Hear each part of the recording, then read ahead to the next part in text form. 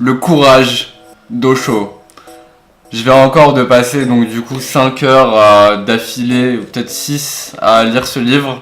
Et on va pas tourner autour du pot, franchement j'ai adoré. Donc voilà pour ce deuxième épisode de Mort de lire et en même temps le deuxième jour du challenge 7 jours 7 livres lancé par Autodisciple. On aborde ce livre-là.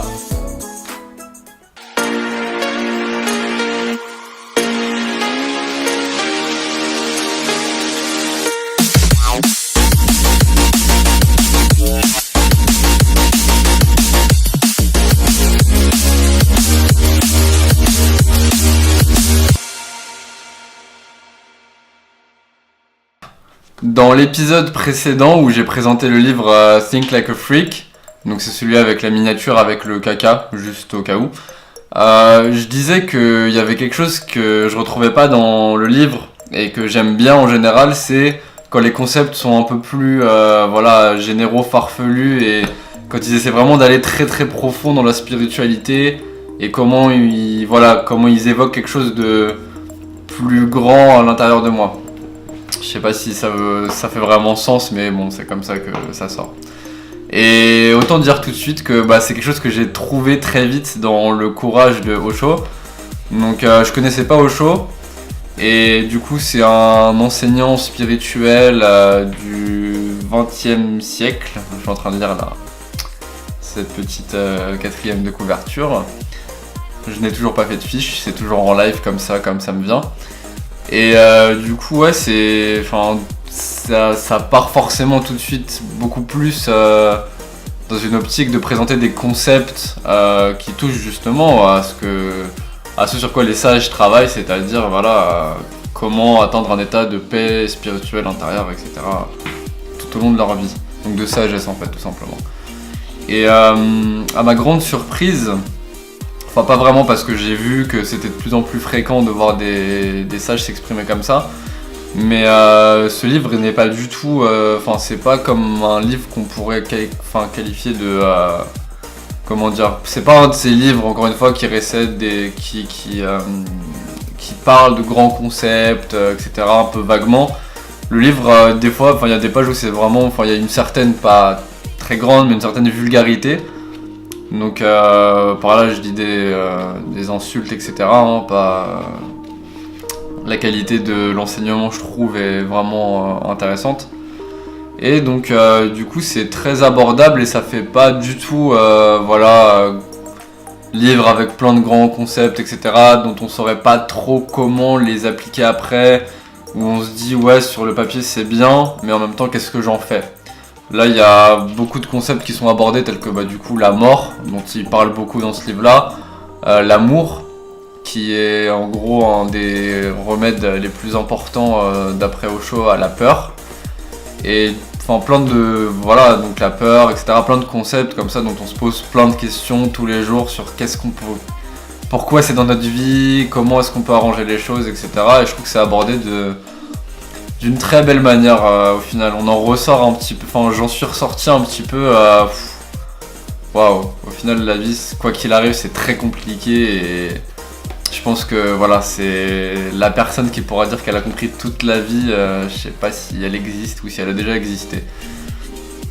Et ce que j'aime bien aussi, j'essaie de retrouver quelque chose qui est très vite en fait établi dans le livre, c'est que pour Osho en fait, vivre pleinement sa vie, c'est vivre en fait le plus souvent possible et idéalement en permanence dans l'incertitude. Donc il dit, c'est de mémoire que je dis ça, mais ça m'a marqué, ça m'a fait rire. Il dit, je sais que vous venez lire ce livre-là, que vous avez pioché ce livre-là pour développer des certitudes, pour passer d'un état d'incertitude et après avoir lu ce livre-là, être sûr d'un concept qui va vous accompagner et vous aider dans la vie. Et moi justement, ce livre, je l'ai écrit pour développer votre capacité à être incertain et en même temps à être serein dans l'incertitude. Donc c'est vraiment un concept qui est très présent. C'est le fait qu'en fait tout le monde est dans le même bateau, on est tous là et on sait tous pas forcément pourquoi on est là.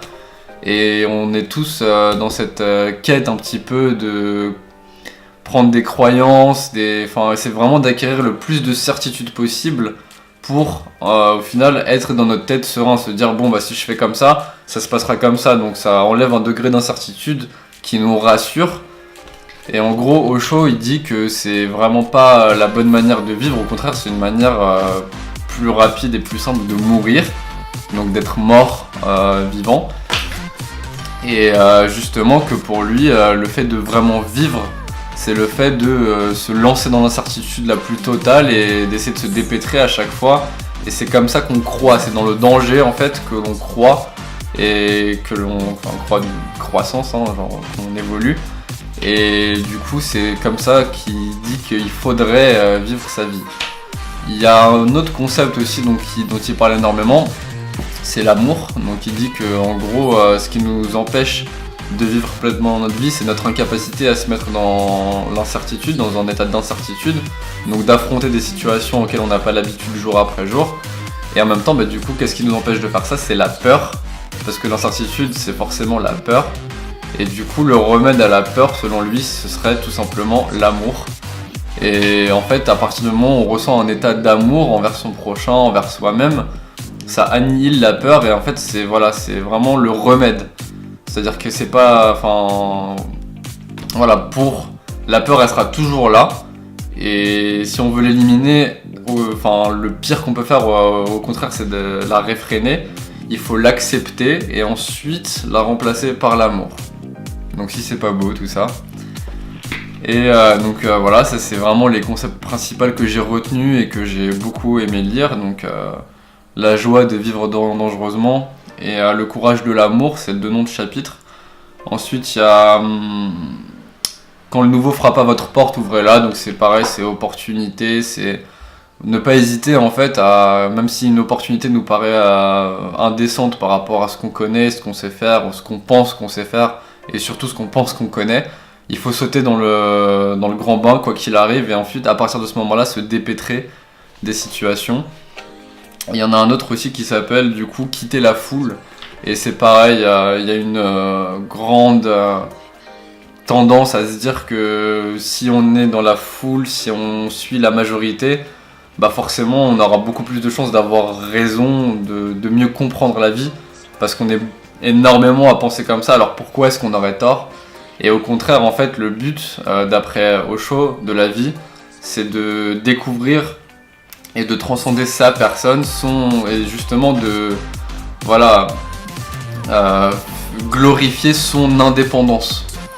Donc c'est d'abord de se trouver soi-même, donc ça c'est impossible, ou c'est très dur au final de le faire quand on est tout le temps avec des gens, donc il y a forcément un moment quand on veut évoluer où il faut se retrouver soi-même avec soi pour mieux se comprendre son fonctionnement. Et ensuite, une fois qu'on a fait ça, retrouver la foule.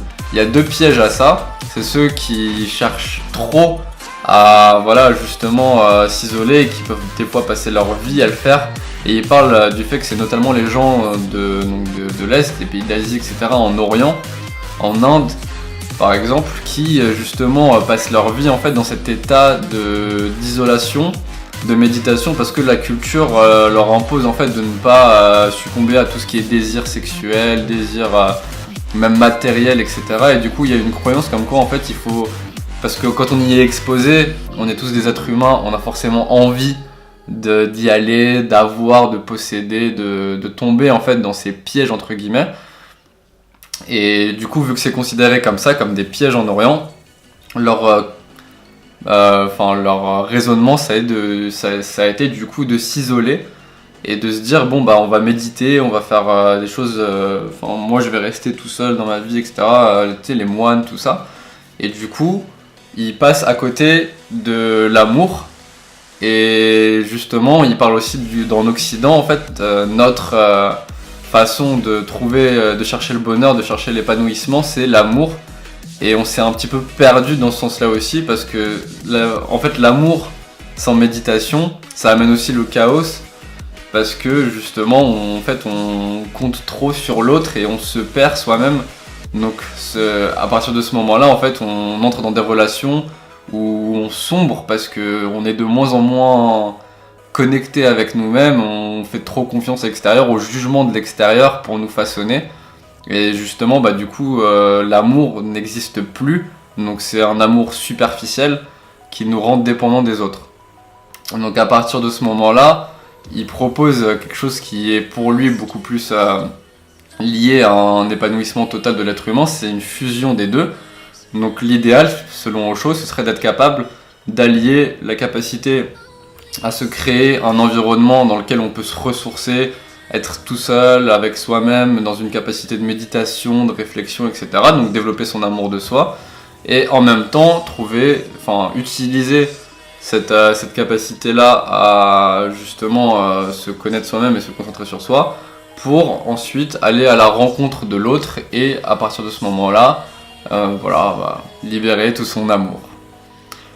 Donc c'est à peu près les grandes idées que j'ai retenues de ce livre. Donc encore une fois, no script, donc ça va, je suis content, j'ai pas mal enchaîné. Et voilà, donc je vous conseille vraiment de lire Le Courage d'Osho. Moi j'ai adoré et je pense qu'il est à la portée de tout le monde. Les idées sont vraiment puissantes. Donc c'est le genre de livre où moi je le lis, j'ai toujours, il y a toujours une petite peur de tourner la page.